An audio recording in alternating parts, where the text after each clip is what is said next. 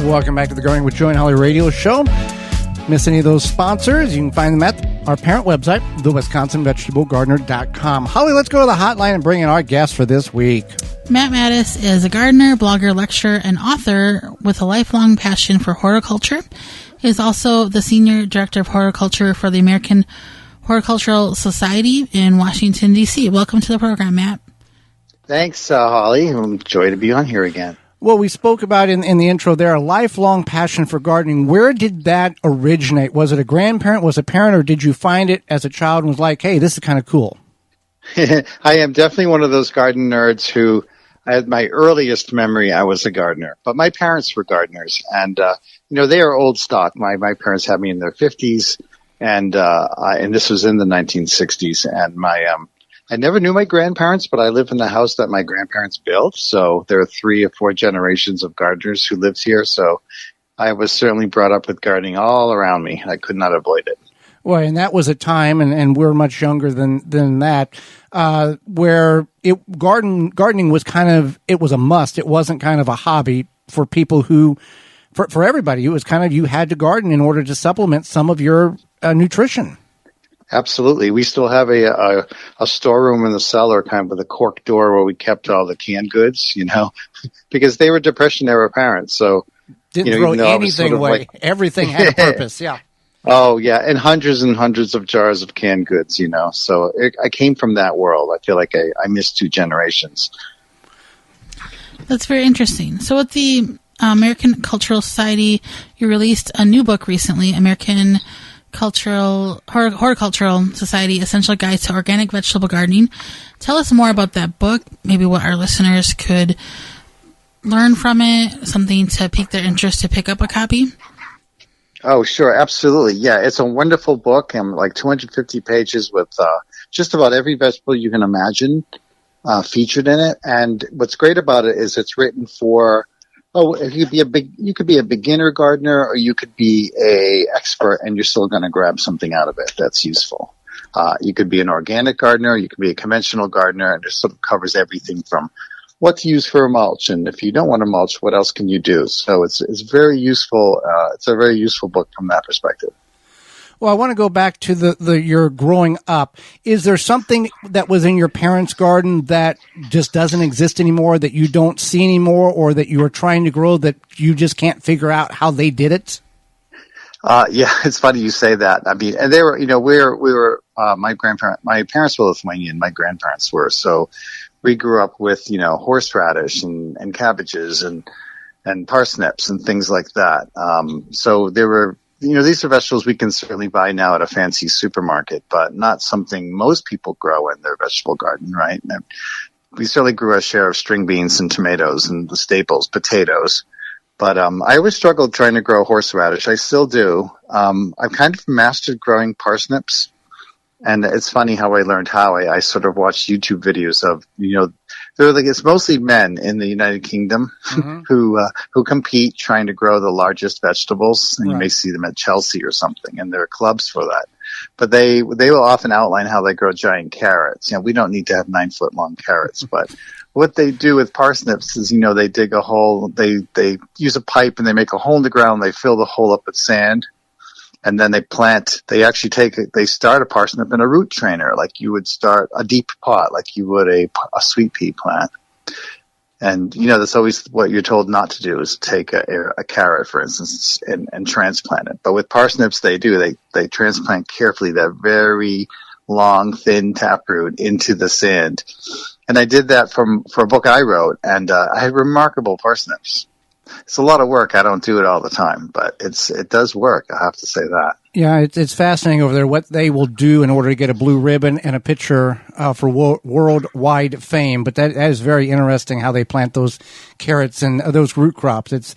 And yes, you can buy them at the grocery store, but they have nothing compared. The flavor is nothing compared to what you grew up with, or you can get in your own backyard. Exactly, and same thing for most root vegetables, I think, especially the carrots. So, aside from making horseradish sauce, what else do you do with horseradish? Well, we just grate it, and you can use it fresh grated, or you can certainly. Basically, you're pickling it when you prepare it. Like when you buy prepared horseradish, it's simply grated. And I came from that older generation. It seems where my father was grating it on like a potato grater in the backyard, and we were all crying. Because it was so bad. The flavor doesn't emit it until it's oxidized, till the oxygen hits it. Right? You can just eat it like a carrot, and it doesn't have that intensity. Am I correct on that? Correct. Yeah. And actually it gets stronger once you put vinegar on it. But the trick, I guess, with it was, it has a mustard gas in it that's actually released. So that's what causes your eyes to go. Like same thing with onions, so it's similar to that. But nowadays you could just make it so easily. Like the best comes from Hungary, right? The best still comes from Eastern Europe. But you can grate it, instead of grating it by hand the old way, you can just do it in a food processor. And then it's done in 2 minutes. But then you won't be traumatized and have lifelong memories. You're traumatized when you take the lid off, believe me. So the opposite of growing parsnips and horseradish, is there a commonly grown vegetable you had trouble growing, but was able, after learning more, to try different techniques? And what is it and what helped you? Oh, good question. I'd say onions, something you think is so simple, like onions, even parsley can be tricky because now a lot of garden centers sell parsley and it's a little too big and it will bolt, in the summer because it's a Mediterranean vegetable and doesn't want to be exposed to cold until later in the season. But onions are something that are so tricky. We grew up growing them from onion sets, which is fine for onion, for the greens and the tops, but I could never grow really big, nice onions until I started reading on, there are websites that the commercial growers use, the commercial onion growers. I forget there's like a commercial onion grower society, but they go into detail about, the immense amount of fertilizer they have to use to grow onions. They're really high nutrient, with nitrogen. They put in 30% nitrogen and urea on either side and they trench it below. And I'm certainly not going to do that, but I started using horse manure and organic fertilizer and realizing that that's what onions need. Because like leeks, right? Leeks are a bulb, but you don't think they're a bulb because it's a leaf sheath that comes down. Onions are the same way. Those are, the leaf scales basically that form the onion. So they need a lot of nitrogen, and people, I think, treat them like bulbs thinking they might want high phosphorus, high potassium, but it's really, you almost can't give them enough nitrogen. So we have chickens, we have rabbits, we have every kind of manure I can lay in through the winter into the vegetable garden. And when I put onions in, it's a lot of water, sandy, rich soil, and as much nitrogen as you can give them. And that's how you get big onions, no stress. Otherwise, they're too hot to eat. You pick 2-inch, you're harvesting 2-inch onions that are so spicy hot. Yeah. If somebody wants to grow high yield vegetables in a small space, what would you say is your top 3 choices? I would say, well, obviously anything that's a green, right? So microgreens or mesclun or even lettuce.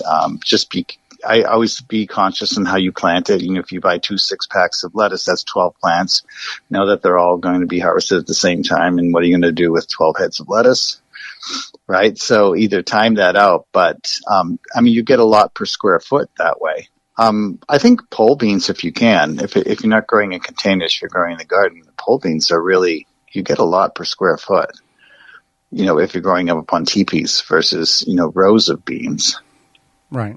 And chili peppers too. Like you think of the small chili peppers in pots, so you can grow, you easily can get, 50 peppers on a shishito plant, or even the smaller hot peppers if you like hot peppers, and they're beautiful plants as well. Definitely. So switching gears here, many vegetable gardeners do grow a limited amount of flowers. Some grow many, but why would you encourage them to grow more flowers or adding any flowers? Is there anything that you think veggie gardeners could really appreciate or grow with ease, and maybe some words of encouragement to grow more flowers? Oh, sure. You know what I think of vegetable gardens, and a lot of the old-time gardeners will say this. I know younger gardeners, they like to do companion planting or trying to plant, let's say, marigolds or zinnias and as a cut flower garden, which is a great idea to put a few rows of cut flowers into your garden. More senior gardeners knew that, that's where you grew, didn't grow delphiniums in the border. You grow them in the vegetable garden. That's what they want. Open air. They do better with space around them. Dahlias, they're really designed to be grown in vegetable gardens, as a row out back. That's, until they were cool again a few years ago, everyone kind of secretly kept their dahlias way in past the potatoes, right? Garden clubs would laugh at me when I would show a slide of a dahlia thinking they were so gaudy. But those are flowers that really do better in that open space of a vegetable garden when you can throw in a big 2x4 stake and tie them up. And delphiniums are the same way. They don't like any plants around them. They have feeder roots and they have anchor roots, and the feeder roots go beyond the foliage. And if they're in a border, they're getting irrigated. They don't like to be irrigated. They they have like a rain shadow that's formed by their leaves. They really grow more like rhubarb. They're better grown out with a lot of space around them. So those are the kind of flowers I grow in the vegetable garden. I mean, you certainly can plant in your zinnias and marigolds and asters around. But I like to grow the things I can't grow in the flower border that well. Absolutely. Well, Matt, we greatly appreciate the time you've offered us and the knowledge. How can people find out more about you, find out your books, and where are you at on the World Wide Web? Well, I do have a blog, but I haven't been posting to it that much, but it certainly goes back about 15 years. So there's a lot of content on there if you use the search feature. So that's growingwithplants.com. And I am mostly on Instagram for Matt_Mattus. So that's probably the easiest place to find me. All right. Well, Matt, we thank you so much for your time, and we appreciate the information, not only educating Holly, myself, and all of our listeners. We thank you again for that. Great. Thanks, Joe. Thanks, Joey. Thanks, Holly. Absolutely.